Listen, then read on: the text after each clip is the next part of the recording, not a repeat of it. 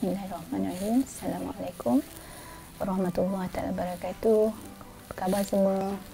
Alhamdulillah, hari ini kita jumpa lagi dalam channel Babel Dr. Zack. Jangan lupa subscribe dan kita sebarkan mana yang baik, insyaAllah. So hari ini kita akan bincang ulas sikit tentang isu yang viral. Semua pun tahu beberapa hari yang lepas, iaitulah isu angkat bendera putih.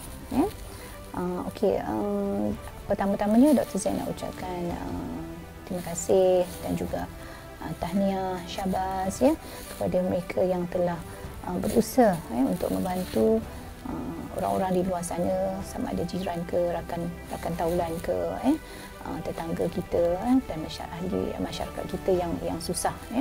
Kita kena ingat mereka tu sebenarnya bukanlah suka sangat meminta-minta, tapi dalam keadaan yang terdesak, negara semakin parah, COVID tak habis-habis, terus kita dalam krisis COVID-19 ini, pandemik COVID-19, orang hilang pekerjaan, tiada sumber pendapatan, ekonomi negara makin parah, ekonomi keluarga melisit, kita tak ada apa-apa. Kadang-kadang nak bagi anak makan pun tak ada, kadang nak makan diri sendiri pun tak ada usaha ini.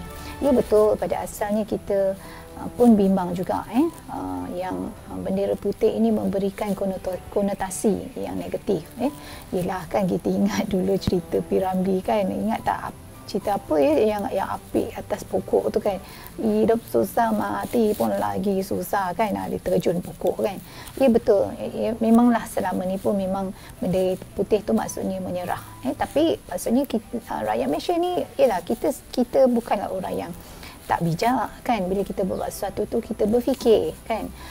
Jadi bila makin ramai faham bahawa bendera putih itu bermaksud kita benar-benar memerlukan pertolongan, maka bila ada yang memerlukan mengangkat bendera putih, letakkan di rumah atau di tempat yang mereka tinggal, makanya ada yang akan membantu, NGO ke, yang membantu individu ke, atau jiran tetangga, dan itu alhamdulillah melegakan dan sekurang-kurang mengelakkan daripada perkara-perkara yang tak diingini dari terus berlaku.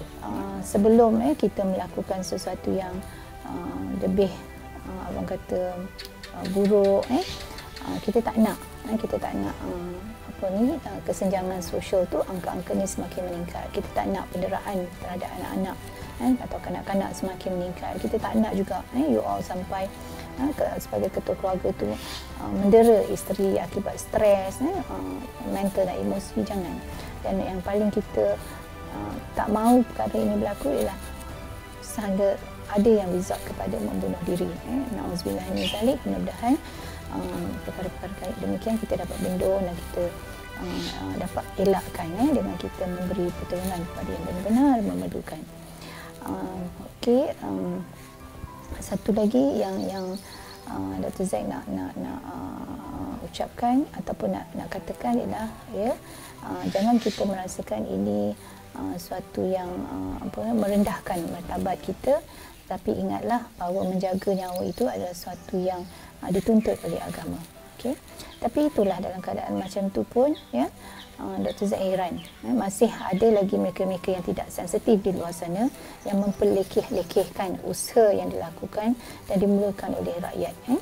Ya, betul, kebetulan pula lah yang mulakan kempen ini ialah seorang wanita dari Kelantan, dan katanya daripada parti komponen Dr. Zack lah, daripada Awan kan.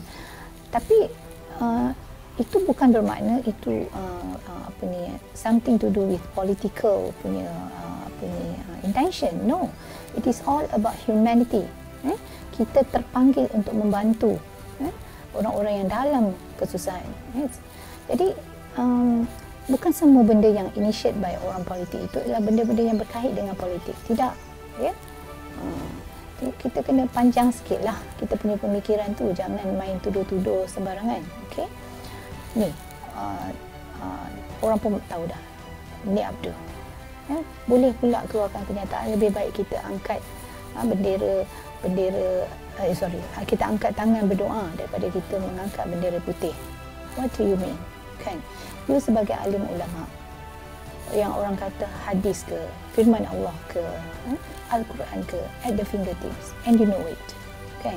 So kenapa tidak faham tentang tuntutan membantu rakyat? It's just about a message. As I said, sebab pemikiran tu fikir itu benda politik. No, it is not. Saya ulang lagi, it is about humanity. Okay? Kita perlu membantu sesama insan. Be more sensitive and be kedah. Marah sebab benda tu dikaitkan dengan pembangkang, ahli politik pembangkang. Tak ada kena mengena ke YB tu tolong tu, uncle tu, ya, yang dalam kesusahan, kemudian dah dibantu, dia menurunkan, membantu menurunkan bendera itu dan pesan pula pada uncle itu supaya kalau dah senang sikit esok, bantu pula ahli masyarakat lain.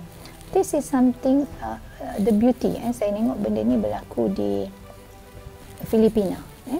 Pun dimulakan, inisiatif itu dimulakan oleh seorang wanita. Itulah wanita tu, dia prihatin, sangat sensitif dan menjiwai isu-isu masyarakat. Baik tu, pimpinan wanita.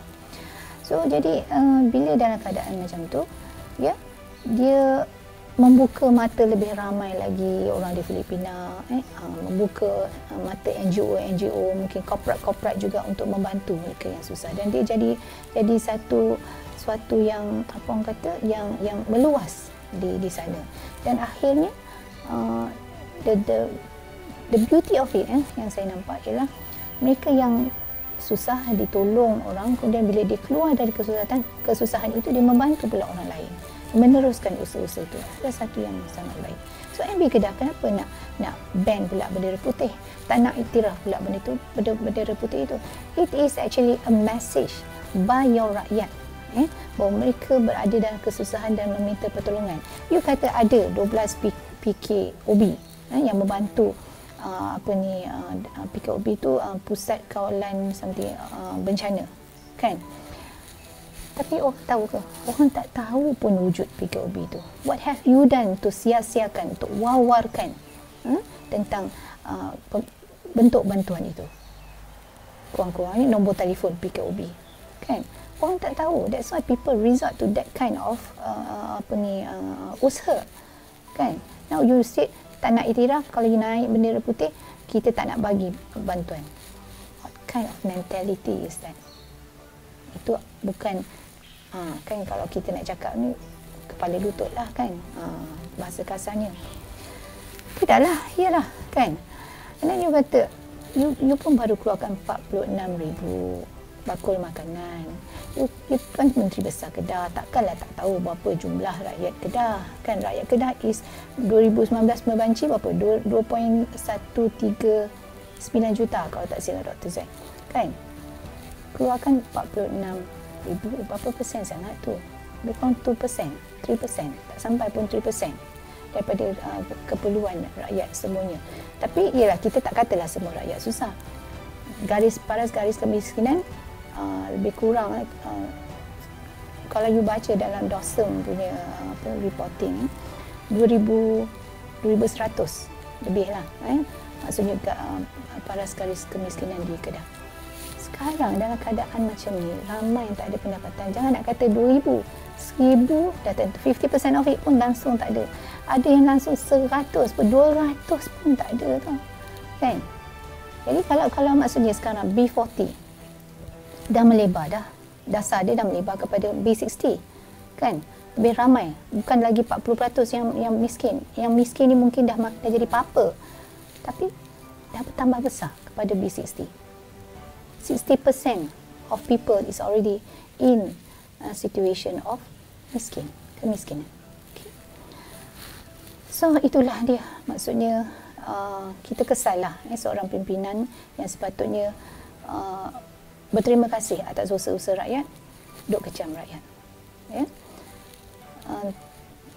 Janganlah macam tu, tak semestinya, kan? Kita ni betul semuanya, kan? Apa salahnya mengiktiraf, kan, usaha-usaha yang dilakukan oleh orang ramai?